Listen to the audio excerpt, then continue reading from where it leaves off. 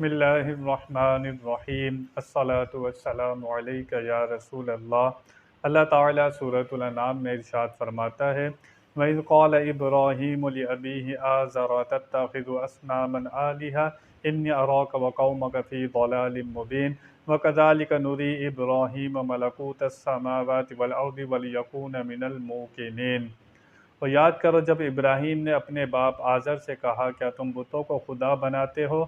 بے شک میں تمہیں اور تمہاری قوم کو کھلی گمراہی میں پاتا ہوں، اور اسی طرح ہم ابراہیم کو دکھاتے ہیں ساری بادشاہی آسمانوں اور زمین کی، اس لیے کہ وہ عین الیقین والوں میں ہو جائیں۔ ذکر ہے حضرت ابراہیم علیہ السلام کا۔ اللہ فرماتا ہے اے حبیب ان اہل مکہ کو حضرت ابراہیم علیہ السلام کا ذکر بھی سنائے۔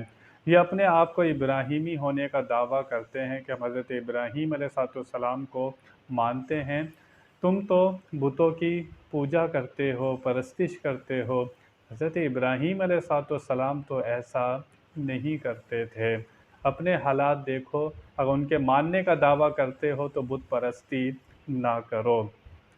حضرت ابراہیم علیہ السلام نے اپنے والد حضرت ابراہیم علیہ السلام کے والد کا نام تاریخ تھا۔ کیا تھا؟ تاریخ۔ یہ آزر حضرت ابراہیم علیہ السلام کے چچا تھے۔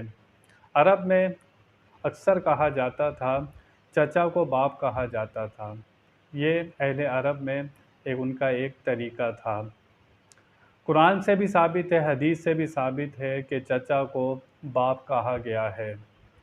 اگر حضرت ابراہیم علیہ السلام کے والد کو مشرک مانا جائے، جو اکثر لوگ مانتے ہیں، وہ اللہ تعالیٰ کو پھر کیا سمجھیں گے کہ اللہ تعالیٰ نے اپنے نبیوں کو مشرکوں کے توسل سے دنیا میں لایا؟ مشرک نجس ہوتا ہے، پلید ہوتا ہے۔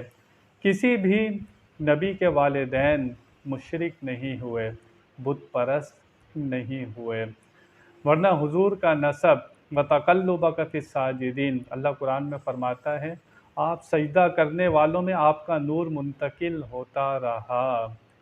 جب نبی کریم صلی اللہ تعالیٰ علیہ وسلم جتنے نفوس سے آئے وہ سارے پاک تھے۔ جو لوگ ہمارے نبی کریم صلی اللہ تعالیٰ وسلم کے والدین کو مشرک مانتے ہیں، مسلمان نہیں مانتے، وہ اپنے ایمان کی فکر کریں۔ آپ 2 پیسے کا دودھ گندے برتن میں نہیں ڈالتے، اللہ اپنا نور مشرک میں ڈال دے گا؟ مشرک پلید ہوتا ہے، نجس ہوتا ہے۔ کسی بھی نبی اور رسول کے والدین مشرک نہیں ہوئے۔ یہ عقیدے کی بات ہے جو یاد رکھنی چاہیے۔ اللہ تعالیٰ نے حضرت ابراہیم علیہ السلام کو اپنی نشانیاں دکھائیں۔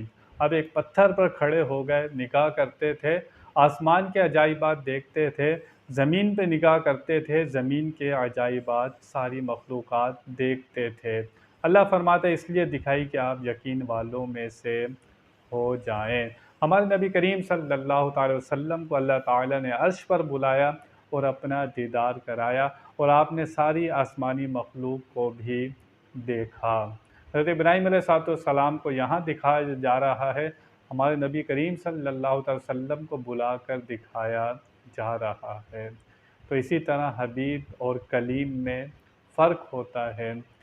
اللہ تعالیٰ سے دعا ہے کہ وہ ہمیں سمجھنے کی توفیق عطا فرمائے۔ وآخر دعوانا ان الحمد للہ رب العالمین۔